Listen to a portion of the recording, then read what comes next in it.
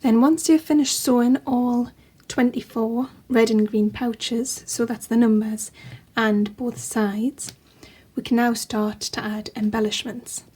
So I've also got a bit of red and green thread just to sew on buttons and things like that.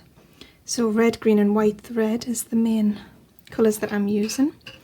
I've got lots of different buttons, an array of sequins. These little gold bells are really effective, so I've got the bell shape and then the little jingle bell is also lovely to sew on, and they make a lovely little sound. Different types of threads and ribbons, just anything I could find really. Tiny sequins to do little details and then bigger sequins to sew on. So to do this I've got threads to sew and also a hot glue gun to stick any extra gems that I can't sew on. You could also use a type of tacky glue or fabric glue if you don't have a hot glue gun. So I'll show you the types of decorations I've been doing. So just really simple, just with the gems, buttons,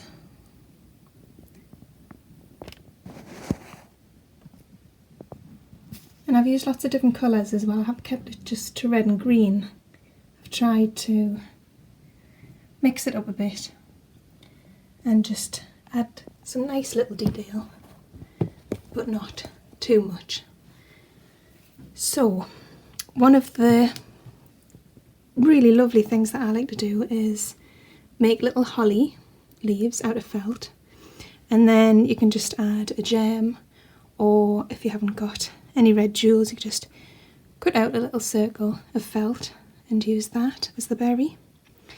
So to do this we just need a bit of the scrap felt, green felt that's left over, and you just try and cut the shape. So I'll try and show you here. So we'll go up a little bit and bend the felt. Then from that first point you go back inwards and cut and bend the felt, and then again from that point we go inwards and we cut and go to the point at the top, so that we've got two leaves on the side of the holly and the point. Then the other side, so we'd come down from the point and curve round to the side.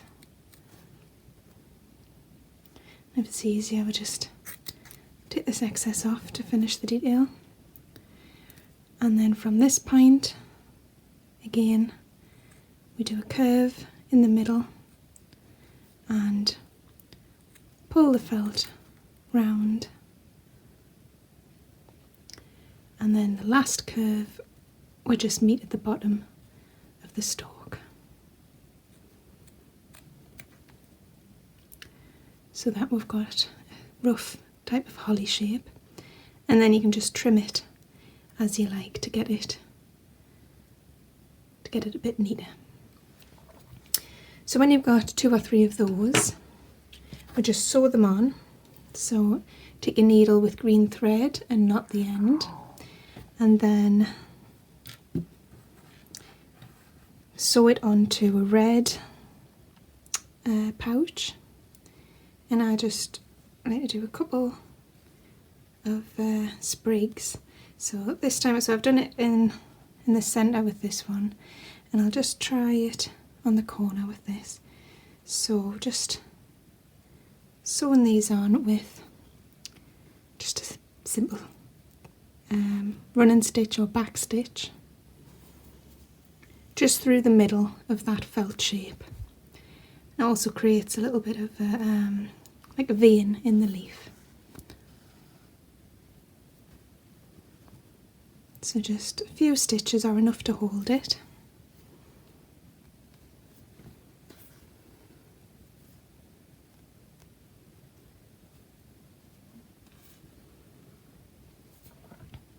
And then I'll get my next leaf.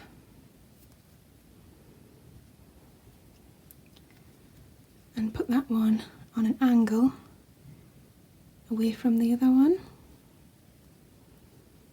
And again, come up through the back.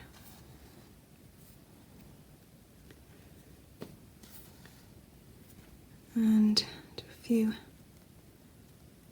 stitches in this, down the centre.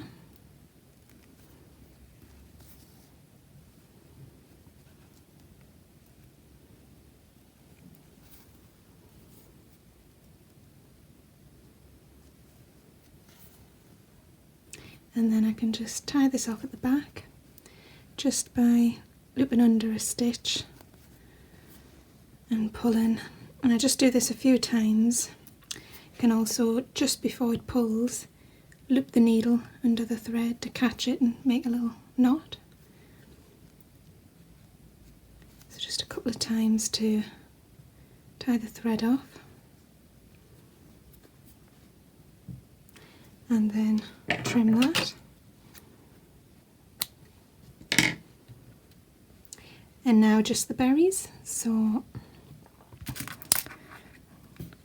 I'm just going to use a red jewel and stick that on a hot glue gun.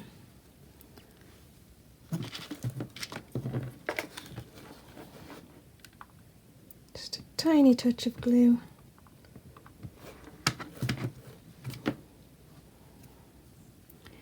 And the berry right in the centre of those two leaves.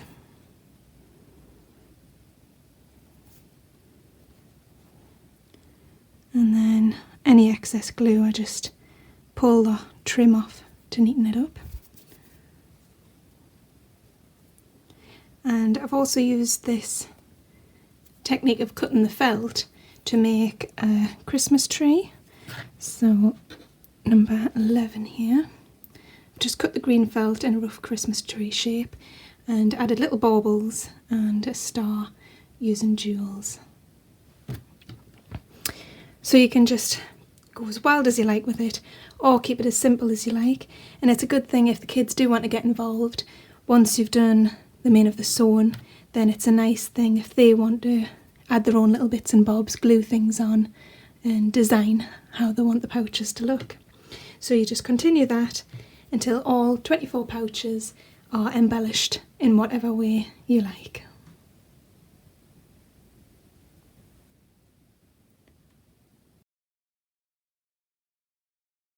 Now once you've completed embellishing all 24 of your red and green pouches, it's now time to attach them to the rickrack. This is the final stage with the sewing.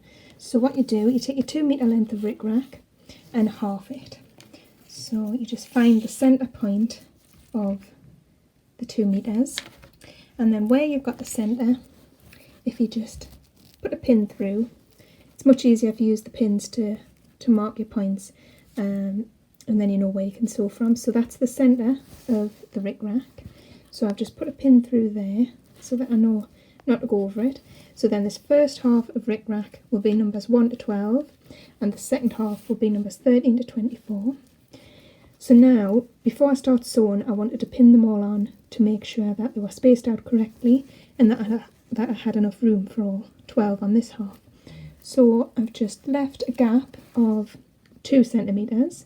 You can do more, you can do about up to 1 inch, but they will be further apart, or alternatively could do them closer together. So I've left about 2 centimetres, and also to make it easier to space them out, I've just made this little spacer just by measuring out 2 centimetres on a bit of paper and cutting that out. And then it means when I'm pinning and sewing the pouches, I can just check that it is 2 centimetres gap each time. And so when I've pinned them all on,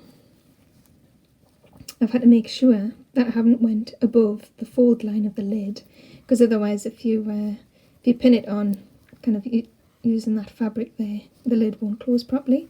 So make sure that you pin it on through the back. Make sure you don't go through this front bit of the pouch or it won't open.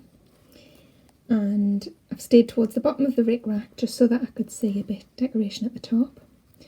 And I've made sure that it's below that fold line there. So I want to be sewn in this little gap here between the fold line and between the opening there. So I've just pinned on all 12 onto this side just to make sure firstly that I had enough space on this side for them all, and to work out how far apart I wanted them. So I found 2 cm to be the best, and it also leaves a little bit of room on this edge for attaching this bunting somewhere. If you're pinning it up or tying it somewhere, you've got a little bit of room to play with there. So I've got 1 to 12 pinned, and now I want to start sewing. I'm going to start from number 12 from the centre and sew outwards so that I know I've got enough room for all the numbers. So I take my green thread to colour match the felt, and I've took 2 strands of it and I've knotted the end of the thread. So I'm just going to come up through the back of the rick rack, and I'm going to secure it a few times, but I just want a basic running stitch. Nothing too complicated, it's just to make sure that it is definitely secure to the rick rack, especially if you're going to be putting any heavy chocolates in these. So you need to make sure they can take the weight of whatever you'll fill them with. So I've made a first stitch there, and I'm just going to go back over that stitch just to secure it to the rick rack.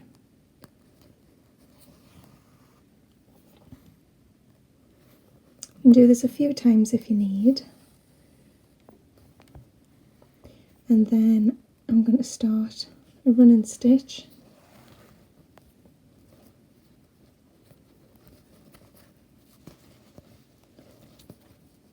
Just along on the inside of this pouch, making sure I don't go up over this lid.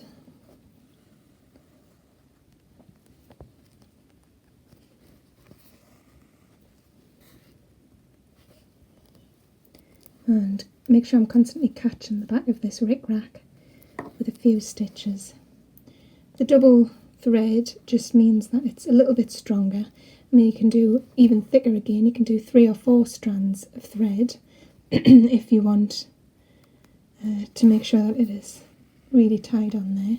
But I think 2 for me is enough. The chocolates I'm going to put into the pouches are quite small, so this should be able to take the weight.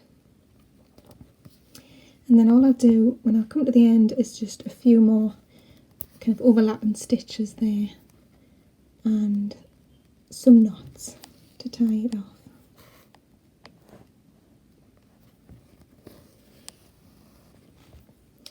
So a few stitches, and then at the back I would just make a few knots. Just loop the thread through the last stitch and through that loop just before I pull it and tie it, and do that a few times to make sure it's secure. And then once it's attached, it should hang nicely on the bottom half of your rick rack, and have enough stitches to take the weight of whatever you're going to put in there. So just continue sewing the green thread to match the green felt, the red thread to match the red felt, and continue attaching all of these. Then when you've done 1 to 12, you start on this side and make sure there's the 2 centimetre gap or whatever size you choose between the next set of pouches, and continue this until all 24 pouches are sewn onto this rick rack.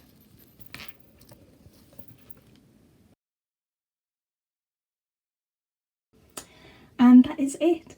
So once you've sewn all 24 pouches onto the rick rack, they're all decorated, then that's all of the making done, so you can move on to one of the best bits, and that's filling them with the treats and the chockies. So I'll show you the types of things that I've found to go in. So I've looked for the smallest kind of chocolates possible. So little coins, snowballs, little snowmen and elves and reindeers. So if I just show you. So the best are the smallest ones that fit in and you can't tell what they are. So these little ones work really well. The coins work brilliantly. They fit perfect, nice and flat as well.